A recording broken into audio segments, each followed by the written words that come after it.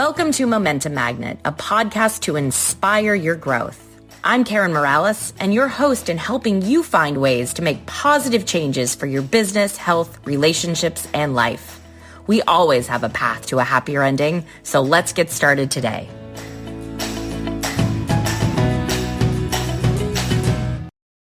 Hi, and welcome to Momentum Magnet. Today we want to talk about the challenging topic of overcoming obstacles. I don't know about you, but this year has felt like a constant journey of lessons about how to survive the challenges and curveballs we're all being thrown. It really came up for me in the last couple of weeks that some people seem to have a proverbial set of circumstances that almost feel unfair. And I started thinking about and asking myself the questions about why. And how are some people able to continuously overcome things that pop up, bad news, life challenges? And it led me to really think about a guest that could exemplify what it is to be the type A survivor, who could join us and really talk to us about how to keep that mindset of overcoming no matter what you've been thrown. And today's guest does that. Her name is Julia Becker Collins. She's the COO of Vision Advertising. She is an endurance athlete. I mean, not just someone who runs a 5K, but someone who throws themselves up mountains over obstacles for hours on end. And she does that after saying that she's not a self-proclaimed athlete of any sort. In fact, she used to, just 5 or 6 years ago, feel more comfortable in yoga pants with a glass of wine. And this year during COVID, she received a thyroid cancer diagnosis. And now she's on a new journey of being a survivor, only that it's not her first run at a medical condition. So with Julia here as our guest, I think everybody will be able to leave this episode with a better understanding of what do you do when life throws you a curveball? How do you keep that mindset of a champion no matter what is thrown your way? And what are some of the tips and tricks she has learned on how you can support someone in your life going through a hard time, or how you can show up for yourself when life makes it a necessity? So without further ado, I'd love to welcome Julia.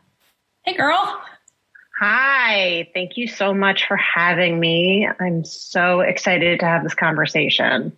So am I. I mean, it has been really fun prepping for this episode because just your backstory of being an endurance athlete has led me down this crazy rabbit hole of documentaries about the sport. I have watched more people run in 50 degree below zero than I ever thought people actually did. But I credit that to you. And what has been really amazing and what I'm really excited for people to get out of this episode today is that it sort of lit a fire in me. After speaking with you earlier this week and prepping for this episode, I really looked at myself and said, you know, it takes a great deal. You have to change, and to change, you have to become uncomfortable. And I think a lot of us forget that in the most beneficial seasons of our lives, when we really push ourselves to do something new, it requires a colossal amount of effort and it gets uncomfortable.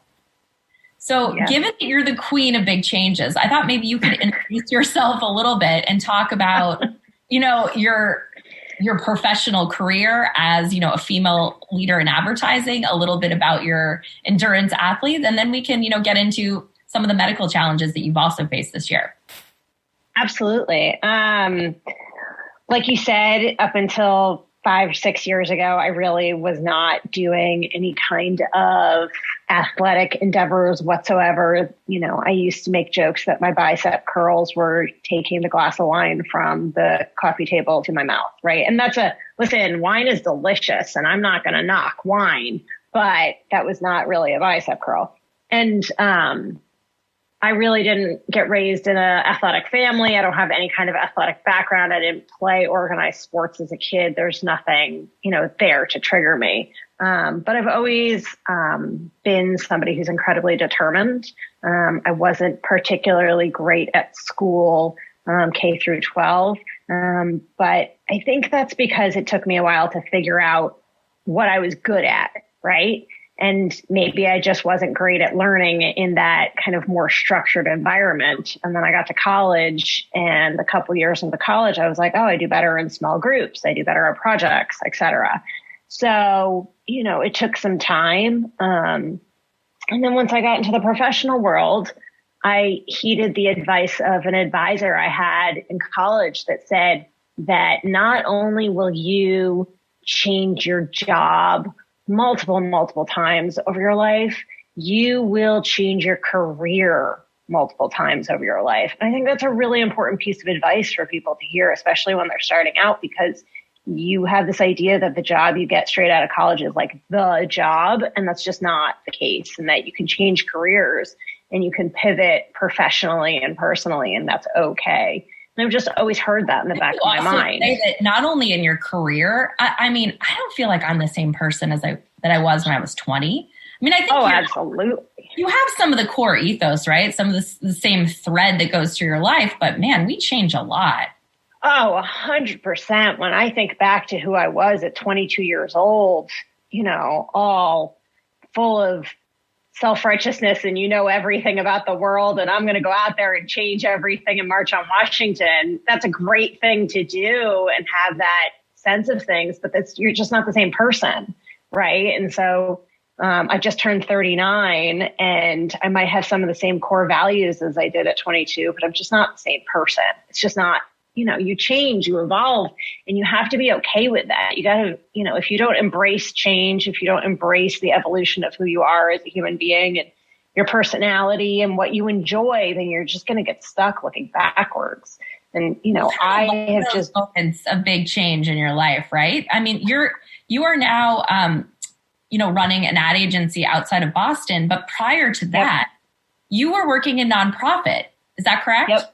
Yes, absolutely. So I started my career working in nonprofit, paying my dues, working low level. And then I moved up the ranks, going into, major gifts, fundraising, event planning, marketing, sales, et cetera, to help fund the nonprofits. But really, working your way up that ladder and learning as you go, learning in the environment. And at a certain point, I was working at a grassroots nonprofit in Jamaica Plain, which is a small neighborhood in Boston. And I just hit this wall of, this is as far as I'm going to get at this point in this career. And I can either stay in nonprofits and do this and make this amount of money for the rest of my career. I could move to a larger nonprofit and maybe make a little bit more money, but have different sets of problems because it's a larger nonprofit. Or I can switch to corporate. And I had to have an internal conversation with myself around, are you ethically okay moving from nonprofit to corporate? And I just made the decision that I can contribute to society and give back and help sustain businesses and improve communities in other ways besides working for nonprofits. And I can do it when I'm making more money. Because as a woman, we need to be thinking about how much money we're making, especially when we're not talking about that a lot. So I think it's an important thing, in the evolution of a female executive to be conscientious of, am I getting paid what I'm worth? And it's okay to move because you want to make more money. So, I've moved into... I heard... I'm sorry? No, I think that's really interesting because I heard Tony Robbins talk about that once at one of his conferences, that early on his career, right, he wanted to give back so much that he wasn't really charging a lot of money. And he was invited by someone that he knew professionally who was a billionaire and had a private plane, and he was totally out of his league. And this gentleman said to him, Tony, you can do a lot more good in this world with more resources than you can with less. And he talks about how that same mindset shift that you had was one that really changed the trajectory of his life, because he became to make peace with money and realize that, wealth can really bring good if you use it and direct it in the right way. 100%. And I try to have a conversation with the women that work for me as well. I think I take my responsibility as a young female executive very seriously, especially when I have conversations with the young women that work for me. I think it's really important to have the conversations around money, to have transparency around money in business, and to, try to lose the emotional feelings around money so that we can have really open, honest conversations, both internally in a company and externally with a client. I think you can have a better conversation about money that way. And that's something I had to learn over time. I think that's an important skill for a leader to have. What do you attribute your ability to sort of take that mindset and apply it to your own life and give yourself permission that making money and being successful was not inherently going against your core values of contribution and service to the world? Yeah, I think, part of that is what you were saying earlier about that I'm, this determined type A go-getter. I always am looking for the next thing to do. I'm always looking for a challenge, whether it's professionally or personally. And, it's, the next logical step for me was to move into corporate, from nonprofit. And I just had to have a conversation with myself about that. This is okay, right? Like, nobody else can make it okay. You have to make it okay for yourself. And I had to be, emotionally, logically okay with it. I'm somebody who's very logic driven, not emotion driven. So as long as I can have kind of a logical conversation, whether it's with myself or other people, then I feel okay about things. But it takes time, and you have to give yourself the grace to, get through the conversation with yourself around it.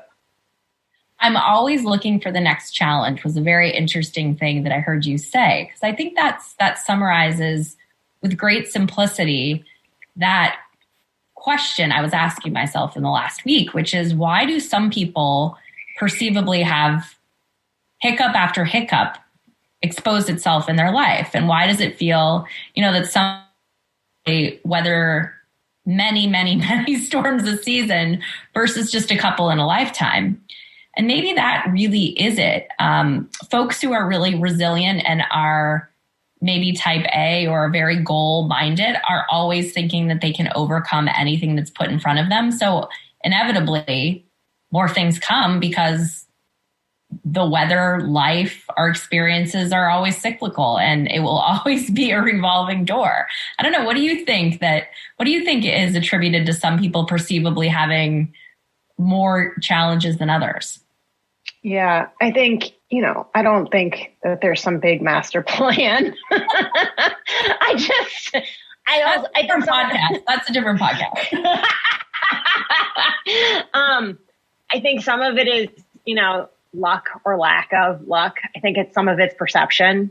Do you perceive things to be a challenge or not? How do you take things on? I have had some not great health luck, but you got to take it in stride. You can only do so much, and you can take a certain amount of control. So you have to take the control you can take.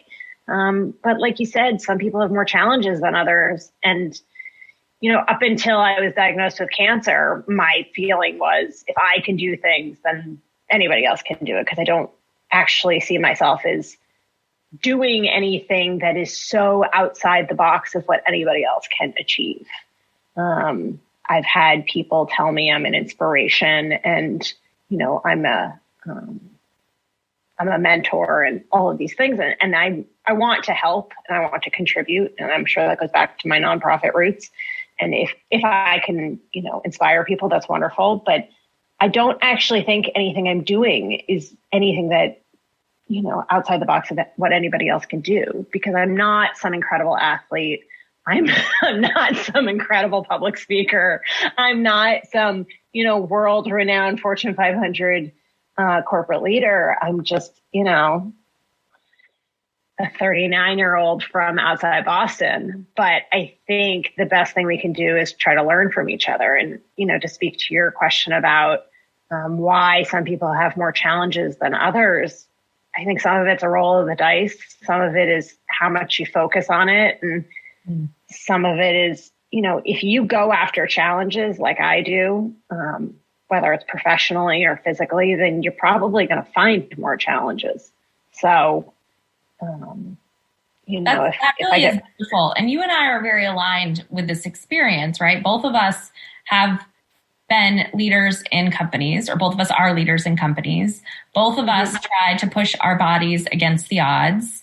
And lastly, both of us have had diagnoses where we didn't really love the identity or the definition we were given by the medical professionals. And I think with all of those things, both of us have talked about how we felt like there's only really one answer, right? You're given these challenges, you overcome them. Full stop. There's no other option. And yet we both hear that, I hear that I'm inspiring. You hear that you're inspiring. And for both of us, we kind of scratch our heads and say, well, it's just what you do. I mean, it's the obvious answer. So why do you think some people who do get to speak about their experiences and help others have a hard time grappling with that identity that they're quote unquote inspiring? Yeah, that's a great question. I think about that often. I don't know. I don't know why people like me, like you, have a hard time understanding how they're inspiring. Maybe it's because I don't know how to be any other way. I'm just me, right? And that's what I used to say to people. That's right. Yeah. This is it. This is how I was born. This is my DNA. Like, I have some, mutated DNA that caused me to get cancer. I have some really bad luck with health, but I also am really outspoken and determined and, a go-getter and transparent in my communication. And I don't take things personally and have a really thick skin. So, there's really great things about it and there's really not great things about being me. And you kind of got to take what you can get with that. And I think you could have, I have a number of chronic medical conditions and I have thyroid cancer, like you mentioned earlier, and you could be somebody with all of those medical conditions and get really stuck in the woe unto me, but also just stuck into the pain and the day-to-day struggle. And I'm not trying to, understate that. It's hard. It's not, and I'm sure it's hard for you too. It is. But, and you got to give yourself the space to have those emotions. But then for me, if I personally get stuck too long in those emotions, I'm going to lose myself. And I just have to move on because I can't define myself by cancer and medical conditions. I define myself, as a young executive, as a leader. I have a lot of strong, feelings and thoughts about people management and the right way to manage people that helps both you and them and the company. I have a lot of feelings and thoughts about management, consulting, and marketing, and business in general. I have a lot of love for endurance, athleticism, and for my family, and all those things. And so it's just for me, the medical challenges are a part of me, and they shape it. They shape the challenges I go through on a day-to-day basis, and they create a veil at which I look through. Everything I do. Running is harder. Everything is harder with cancer and with medical challenges, but they can't be everything about me at all times. One of the things that you told me at our prep call, and I won't even give it a definition because we don't go there, that I thought was so beautiful. And I loved this. If you're currently facing a medical issue in your life, I loved Julia's approach on this. So years ago, she was told that she had a very rare condition that possibly could have negative outcomes. But in her getting this diagnosis, she did not even allow them to write it down in her medical record because she doesn't want the record there. And I thought that was really beautiful to get this idea. And it's the same thing I did when I was told I had muscular dystrophy in my, when I was 19, and they told me I could potentially lose the ability to walk. I had a really set of choice words, not for streaming radio. That idea and put it. I said, no, that's a hard no. That's not going to happen. And that was an identity that I just did not want to wrap my head around or accept. So let's talk a little bit about how, as a patient, you can be proactive about your health, not in denial, not, head in your stand, blah, blah, blah, pretending it doesn't exist, but how sometimes rejecting other people's kind of definition of who you are and what you're going to become can be very helpful in a healing journey. 100%. I really agree with you. I mean, just to play off of what you said, a number of years ago, about 6 years ago, I found myself in the ICU in Boston, and I didn't really know what was wrong. And, fast forward, it turned out I had to have emergency surgery, and it saved my life. And then later we found out that I had this rare genetic disorder.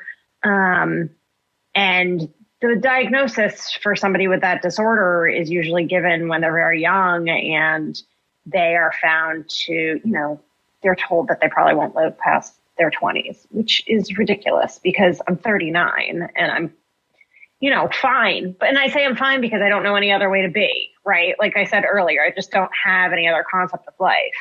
So I just don't accept the diagnosis. I'm like, yes, that's me, and I have to deal with certain things about it, but I don't accept the, well, you have to be careful in every moment of every day, which is just crazy. Because if you live your life in fear, then you're not going to have a life.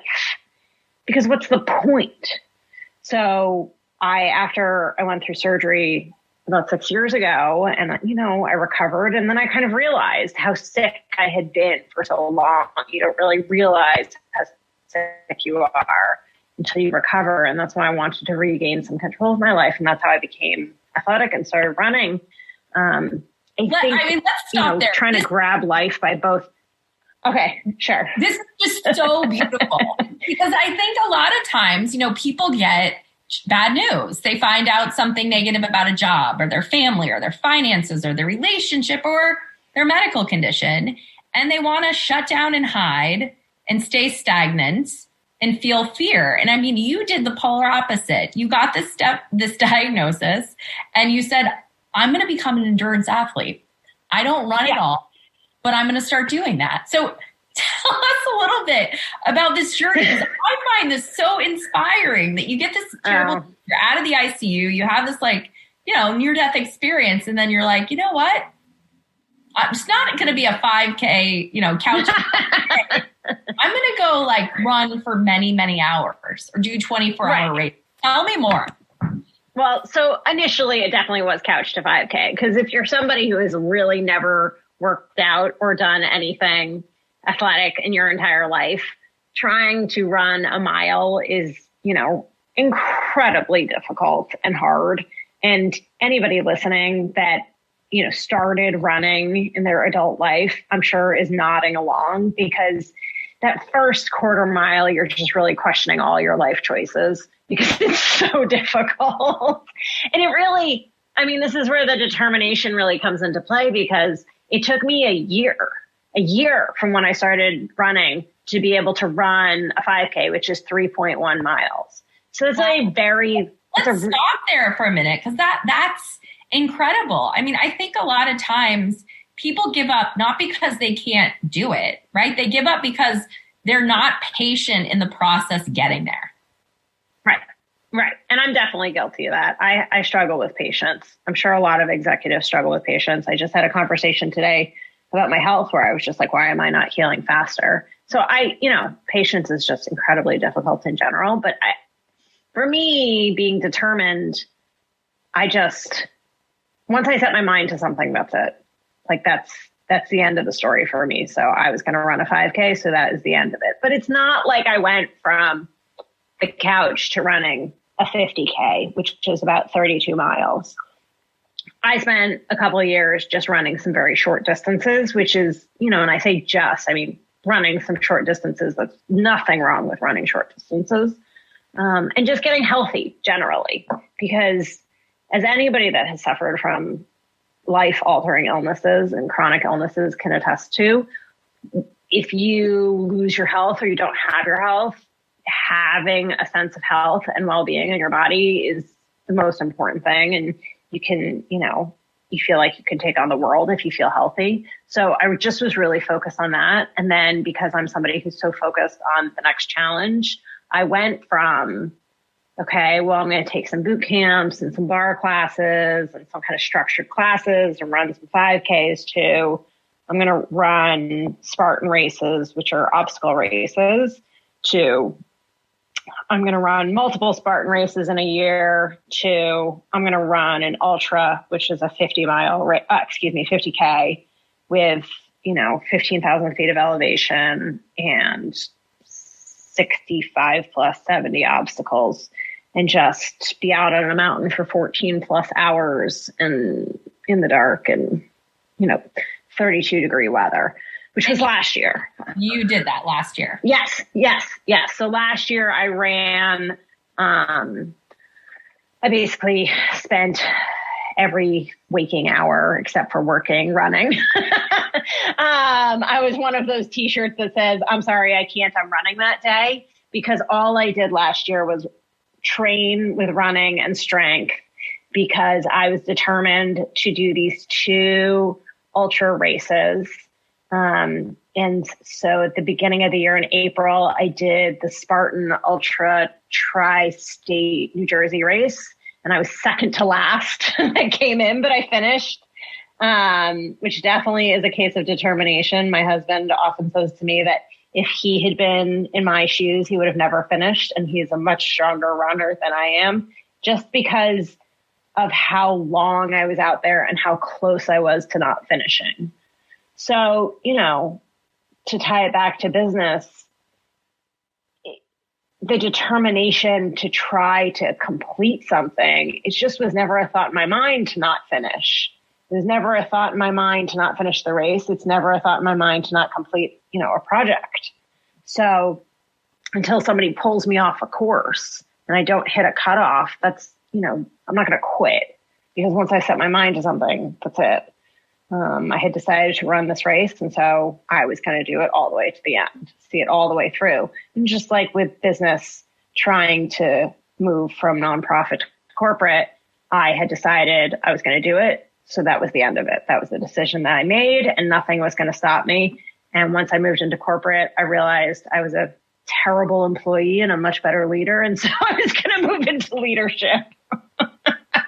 I think there's something really interesting about that, because I have that same level of determination. Like when I want to do something, I usually make it happen. But there's been times in my life, and I think certainly with health or fitness, I think because I do have some physical limitations or challenges, that it's harder for me to push through that. And I think the place that gets me stuck the most is that uncomfort and that pain. I am also impatient by nature. I also like to make things smooth and make things easy and make things fast. What was really resonant for me in watching these documentaries that you inspired me to watch this week about all these crazy endurance athletes, specifically these folks that go out on the Iditarod Trail in Alaska for 1,000 miles and snow bike it. I mean, this is not a joke. This actually happens. Sleep in 50-degree below zero weather on the snow trail in a sleeping bag surrounded by wolves. Like, I don't even get it. But what they said, and the Iron Cowboy who did 50 Ironman triathlons in 50 days, another mind-blowing documentary, is this idea that pain is part of the process. And what all of these endurance athletes do, which is probably the mindset shift that a lot of us type A goal-oriented people need to switch to, is it is okay to have pain. I'm always sure I can get to great outcomes, but I sometimes, my mind and my ego get upset that it's rocky. I always know I'm going to get to the other side and be fine, but I kind of fight the turbulence a little bit. And I'm like, oh, not this again. Why does this always have to be challenging? And the beautiful thing that I learned from endurance athletes is they're like, yeah, I know that the weather's good right now, but bad is coming. So I'm just ready for it. Exactly. Yeah. I mean, in our business, I run a small marketing agency, like you said, outside of Boston. And so for a small business, any business that's, small, you're going to have turbulence. You're going to have difficulty. And the way I, lead my staff is there's a lot of, getting them to get to their own answers and getting them to figure things out for themselves. I think, people do best when they solve their own problems. You're there to support them, but people should really solve their own problems. But that's just like in endurance events. You need to solve your own problems because you're going to have difficulties and you're going to have good times, and you should enjoy the good times, but you should prepare for the bad times. And, one of the big things we talk about at Vision Advertising is you need to be comfortable with being uncomfortable. And that is incredibly true in running, in athleticism, and in business. And, when we train staff to work for me, we talk about that very specifically. And I think that's that moment in time, right? I think that it's so easy that when the uncomfort comes up, yes, you get frustrated that it's there. Yes. But true performers and the people who you think, wow, they've achieved so much and they've gotten the uncomfort comes up for them all the time. Yet they don't get emotionally invested in it. They just correct deal with it and move on. And it's such a great lesson for all of us to remind ourselves. I mean, if you do need an inspiration, I thought that the what is it? The Cowboy. What are the names of the two documentaries that I just saw? so one of them was, what was it? Something to Nome. Safety to Nome, and then to Rome, and then the next Iron Cowboy. Iron Cowboy. Yes. So I think, in ultra racing, we talk about the pain cave. And so, you got to get into the pain cave. It's going to come. You can't I've never had an ultra race without a pain cave. It happens in training. It happens in the races. It's there. It's coming. It's, you're going to get into your own head. You're out there by yourself. Things hurt. Your body's falling apart. Your knees hurt. You're questioning all your bad life choices. You don't have the right fuel. You forgot to eat. You're nauseous. It's, cold or hot or something. And it's there. It's always coming. The pain cave is coming. So it's just, how do you prepare yourself for it? Have you mentally trained yourself for it? Are you in a good headspace to deal with it? Or are you in a bad headspace to deal with it? And I think, it's knowing the reality. It's being a realist rather than a pessimist or an optimist. It's knowing that pain cave is there, and it's not reality. It's just the current reality. It's not the end all be all reality. It's, my body is going to hurt. It just is. I have skeletal issues. I have all kinds of chronic problems right now. Running with cancer is like running with a weight vest on. But, it's still better than not running. It's still better. Being in the pain cave is still better than not finishing the race. And I think part of this, transitioning. That's actually, I love that line. Yeah. Being in the pain cave is still better than not finishing the race. Exactly. I think that's the thing, right? Right. That could be true in, pivoting your business. That could be true in athleticism and your personal life and how you deal with a chronic illness. There's just going to be pain, right? That's just like, I think all of these things, the reality, for me, at least how I think about it is, the reality is it's not going to be sunshine, butterflies, and unicorns all the time. It's just not the reality of life. But that doesn't mean that you have to be stuck in this dark place 24/7. It's just understanding, like, here's the reality, and sometimes it's difficult, and you can acknowledge that and be frustrated and have all your feelings about it. But then how do you move on from it and do you make the best of the situation? Do you feel like when you get through a pain cave or when you conquer a really challenging moment, do you think when you get to the other side, life is almost a step higher or feels a little bit better because you've lived through that extreme? Yes, 100%. It's, part of it is perspective. If I've done that, I can do anything. So much so that, like, using the example of that race I did with the 15,000 feet of elevation in New Jersey, I had the elevation profile of that race tattooed on my arm so that I could look down and see it at any time. It's like right on my forearm. So if you ever see photos of me, you can see it. It's big and bold, just like me.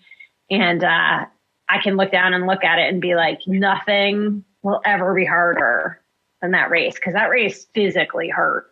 And even just going through cancer treatment, I can look down and look at this tattoo and be like, you came out the other side of this race. And it was the hardest thing I had ever gone through. Still harder than cancer? I don't know if it's harder than cancer, but it definitely helps me to get perspective with cancer, because it's, cancer is only part of me. It's not all of me. And so this race was part of me, not all of me. I'm still me on the other side of that race, even if I fail. And I'm still me on the other side of cancer, even if the next round of scans show I still have cancer. So it's not fully defining. You still are you at your core. But I think overcoming a huge challenge helps to give you the perspective that you can, you have the ability to conquer it. You have the ability to change and move your life. And it's not that you're kind of stuck in this whirlwind of chaos, which can definitely feel like, and that you're kind of at this whim of challenges and difficulties. You can shift and move the boat if, you lean hard enough. That's beautiful. What was one of those moments for people that haven't been an endurance athlete like myself? Yeah. Outside of my pain, although I do use my Peloton and sometimes want to die in my basement, but there you go. Tell us a moment on that trail for people that haven't lived like running a mountain, a 50K, which to me is just mind blowing. Give us like a description of that most intense moment on that path and how you talked yourself through it. Yes. Okay. So I think I was in that race. I must have been like 20 something miles in. My racing partner was 20 minutes ahead of me. We had separated purposefully because she was kind of trucking at a faster rate, which is fine. And I wasn't fueling really well. You got to put yourself on a schedule of how often you eat and what you eat. You have to, like in lots of things, you have to have a system for things, because you kind of can't think really well when you've been out there for that many hours. So you have to kind of stick to your fueling schedule. And I was a number of hours into this race and a number of miles in, and I had not done a great job fueling. And I was having a lot of ankle and knee pain, and I was going straight uphill, chatting with some people that I was pacing with. And I just remember thinking, I am going to get stuck out here in the forest and nobody's going to find me because it is about to get dark. And my watch has died. I don't know what time it is. I don't know how far I've gone. I don't know how far it is to the next checkpoint. And I really hope that I end up with some kind of buddy for the next number of miles of this race, because I really don't want to be by myself in the forest in the dark with no watch and just a headlamp. And what ended up happening was that kind of all of those things came true. I ended up by myself in the forest in the pitch black with just a headlamp, with no watch, no sense of time, no sense of how long I've been out there. You're chasing cutoffs, because for these races, you have to finish by a certain time. You can't just stay out there for forever. So, but you can't, run through the forest in the pitch black, because you could trip, you could fall, you could get hurt. You don't want to go off course. You're trying to follow these little tags in the forest. And you just start seeing things. You start hallucinating. You really can get up in your own head about everything. And it's, how do you stay focused and singularly driven forward towards that finish line? And I think one of the things I really love about the sport is the simplicity of it, that it really is just putting one foot in front of the other. And it really is just trying to get to that finish line. And it really is just, okay, what time is it? Do I need to eat? There is no cell phone service. There's no who needs me to answer an email. There's no, what client needs my help. It's really very simple. And it's how hard can my body work in this moment to achieve this goal? And it helps to really, for me, it definitely helps to clear my mind. Even in the pain cave, even when things feel so difficult. I'm definitely going to text you next time I'm in the pain cave. So I love it. This is amazing. So, I mean, a lot of people could say that, this entire last 6-month period has sort of felt like a pain cave. I mean, we've experienced financial losses, job losses, educational setbacks, medical challenges. People have lost family. People have felt cut off, lonely, isolated. So through all of this time period, not only were you leading a team through the work from home edict in Massachusetts, leading clients who, a lot of your companies are in the food and beverage industry. So they were taking like really massive hits, but you had this need to be diagnosed with cancer the week of the shutdown. And talk to us a little bit about how you had to manage through, getting a diagnosis at the time of COVID when there wasn't even medical appointments to be had. Yeah. Absolutely. So this goes back to a question you asked me a while ago about just like advocating for yourself and your own health. I had a routine physical exam with my primary care physician in the first week of March, like everyone should. And I am definitely guilty of not always having my annual physical. And I almost actually canceled this one because I was so busy at work. My physician found a lump on my thyroid and sent me for an ultrasound. And that came back concerning. I'm putting air quotes around concerning. And then she sent me for a biopsy, except that between the time that she sent me for the ultrasound and we got the results and the time that she sent me for the biopsy, the whole state shut down. And so I wasn't actually able to even schedule the biopsy. And so here I am sitting at my desk in my home office. We're normally a company that has a real full functioning office. We're not work from home. We have an East Coast office and a West Coast office. And while we offer flexible schedules, we do really have in-person offices. So, I had transitioned the staff to being work from home, what we thought was going to be a short amount of temporary, which has obviously turned into much longer, trying to support our clients through an incredibly tumultuous financial period, because like you said, just under half of our clients are in the hospitality industry and everything in Massachusetts is shutting down. And trying to guide my team through supporting their clients and trying to ensure the financial future of the company through all of this. My goal was always to make sure that the staff doesn't get furloughed or laid off. And, feeling the full weight of the financial future of an entire company and staff on my shoulders, while at the same time, nonstop calling my doctor's office, trying to schedule a biopsy and not being able to do so because the state had shut certain things down. My doctor's office was a part of a hospital system that got particularly hit hard by COVID. We as a state was hit very hard by COVID.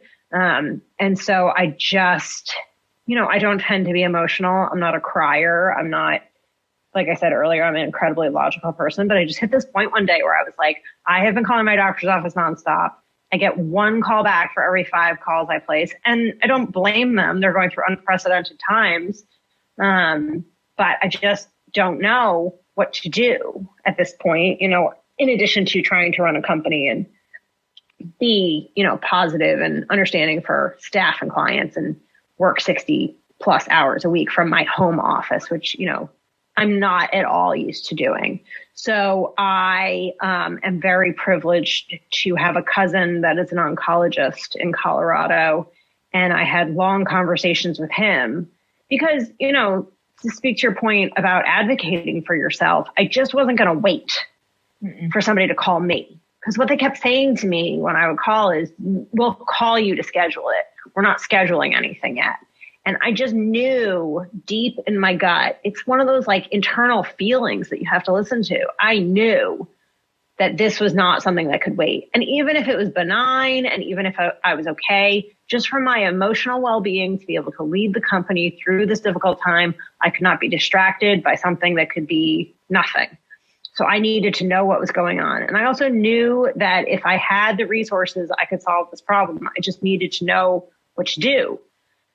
So I get on the phone with my cousin, and I was actually generally upset just because of the frustration of not knowing, the next step. I just felt like I was being blocked at every advance. And so he really generously walked me through everything about, the possibilities of the disease.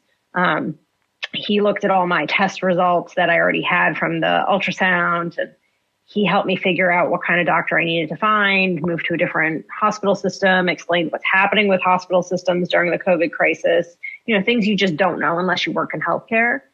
And so he really helped me figure that out. And this is, part of this is, figuring out the resources you have at your disposal and learning when to ask for help, which I think as an executive or just a woman, you have to know when to ask for help, because we're so often taught never to ask for help. We can do everything ourselves.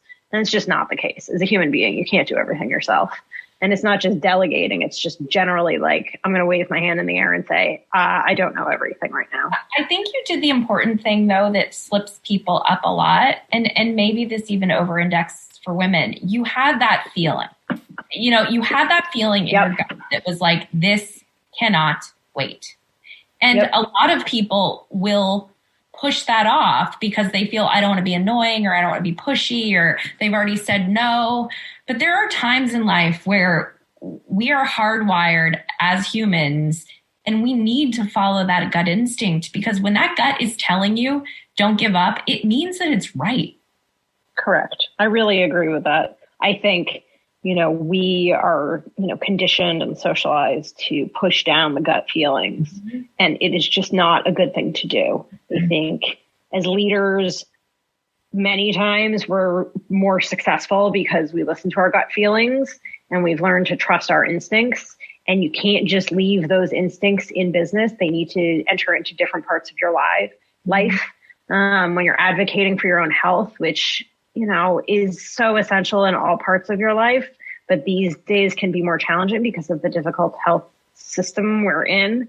You just need to understand that, the healthcare system is really strained right now, but that doesn't mean that you're not a priority.